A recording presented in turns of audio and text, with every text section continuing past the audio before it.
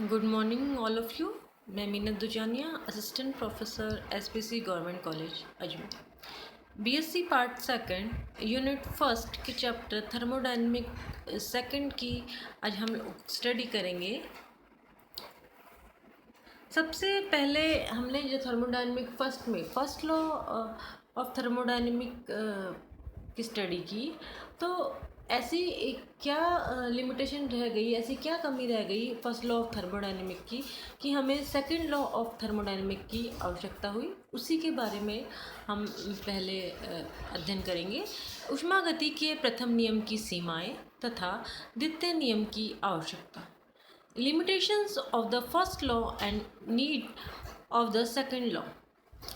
ऊष्मागति के first law के according जो यूनिवर्स की जो एनर्जी होती है वो कांस्टेंट होती है। ये कहते हैं कि जो एनर्जी होती है वो निश्चित होती है, उसे हम ना तो प्रोड्यूस कर सकते हैं और न ही हम नष्ट कर सकते हैं। लेकिन जो एक एनर्जी है उसको एक फॉर्म से दूसरे जो फॉर्म में है हम चेंज कर सकते हैं। जो थर्मोडायनेमिक का फर्स्ट लॉ था यह डिटरमाइन नहीं कर सका कि कोई जो प्रोसेस होता है स्वतः परिवर्तन एक ही दिशा में संपन्न होता है तो वो दिशा क्या होगी, ये फर्स्ट लॉ ऑफ थर्मोडायनेमिक निश्चित नहीं कर सका। या कोई अन्य परिवर्तन हुए बिना किसी प्रोसेस में हीट का पूर्ण रूप से वर्क में चेंज संभव नहीं है। क्यों? इन प्रश्नों के अगर हम आंसर ढूंढें तो हमें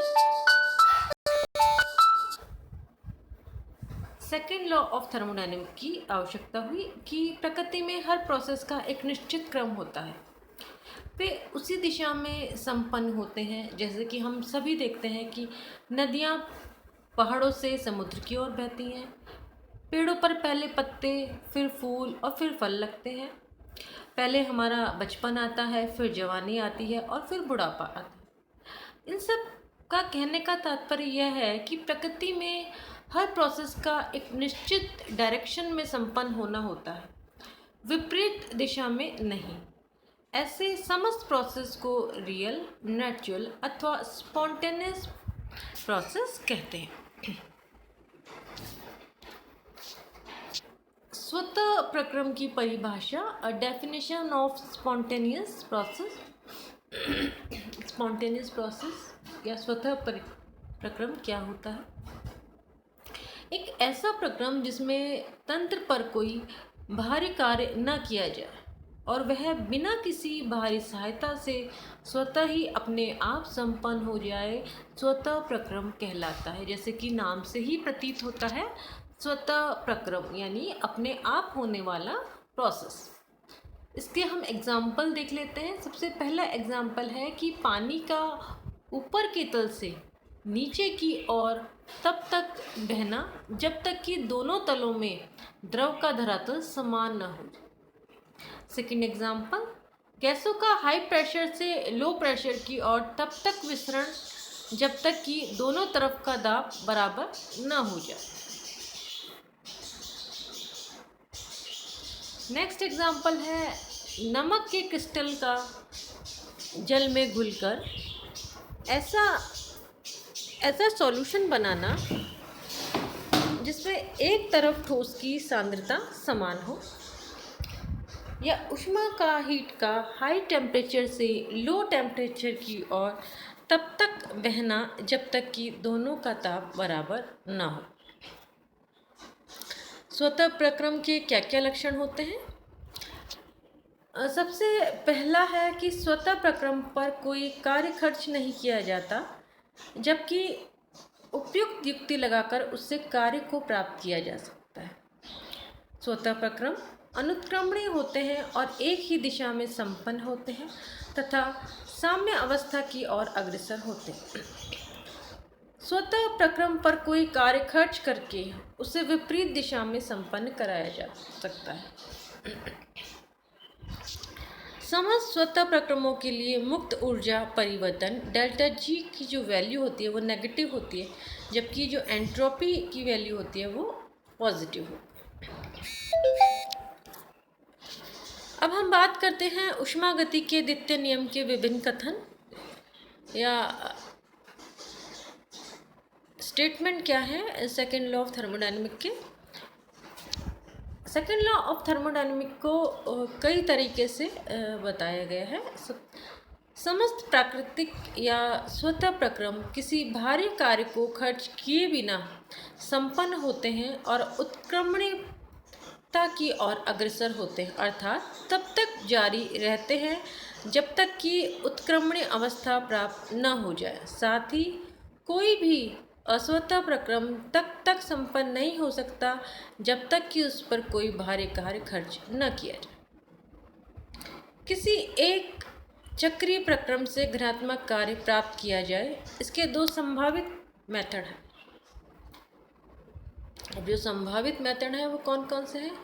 एक जटिल तंत्र में डिफरेंट टेम्परेचर वाले कई ऊष्मा कुंडों का उपयोग किया जाए, या डिफरेंट तापों वाले दो ऊष्मा कुंडों का प्रयोग किया जाए। लेकिन ऐसा संभव नहीं है कि केवल एक ऊष्मा कुंड का उपयोग करके घनात्मक कार्य प्राप्त किया जाए, जो कि अनुभव के आधार पर सत्य है। अतः केल्विन ने ऊष्मागति के दूसरे नियम को निम्न प्रकार परिभाषित किया। केल्विन ने कहा कि एक अकेले ऊष्मा कुंडों के चक्रीय प्रक्रम के लिए यह संभव नहीं है कि वह परिपार्श्विक में कोई घनात्मक कार्य कर सके, इसलिए यह दूसरे प्रकार की शाश्वत गति वाली मशीन को स्वीकार नहीं करता, जिसमें एक कम ताप वाले ऊष्मा कुंड से कोई कार्य नष्ट किए बिना ऊष्मा को ग्रहण करके अधिक ताप वाले ऊष्मा कुंड को प्रदान किया जा सके।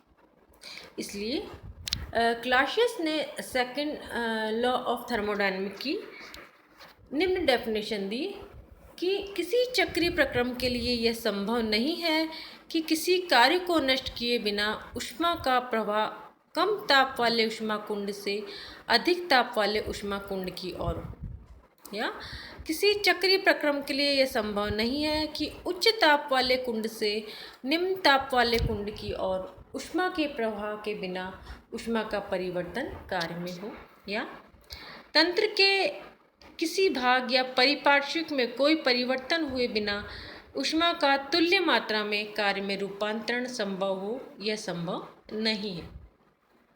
नेक्स्ट हम बात करते हैं कैरेक्टरिस्टिक ऑफ रिवर्सिबल साइक्लिंग। उत्क्रमणीय चक्र के लक्षण। उत्क्रमणीय जो चक्र होता है उसके जो लक्षण होते हैं वो कौन कौन से होते हैं? ऊष्मागति के सेकेंड लॉ के अकॉर्डिंग घनात्मक कार्य करने वाले किसी चक्रीय प्रक्रम में भिन्न भिन्न ताप वाले कम से कम दो ऊष्मा कुंड अवश्य होते हैं। अब ये दो ऊष्मा कुंड क्या होते हैं? कार्नो चक्र में चूंकि ऐसा इंजन होता है, कार्नो साइक्लिक ऐसा इंजन होता है, अतः इसे एक आदर्श ऊष्मा इंजन कहते हैं। कार्नो चक्र का सबसे इम्पॉर्टेंट प्रॉपर्टी यह है कि यह एक रिवर्सिबल है। यह साइक्लिक प्रोसेस के लिए उत्क्रमणीयता से तात्पर्य यह है कि यदि किसी चक्रीय प्रक्रम एक बार अग्रिम दिशा या फॉरवर्ड डायरेक्शन व एक बार विपरीत दिशा या बैकवर्ड डायरेक्शन में संपन्न हो जाए तो परिपार्श्विक अपनी मूल अवस्था में लौट आता है।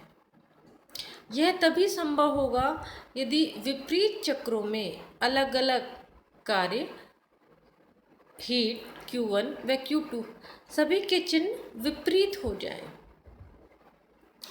एक कार्यशील इंजन को विपरीत दिशा में चलाने के लिए वर्क हीट Q1 व Q2 में किसी के भी मान में कोई अंतर नहीं होता, केवल इन सब के चिन्ह विपरीत हो जाते हैं।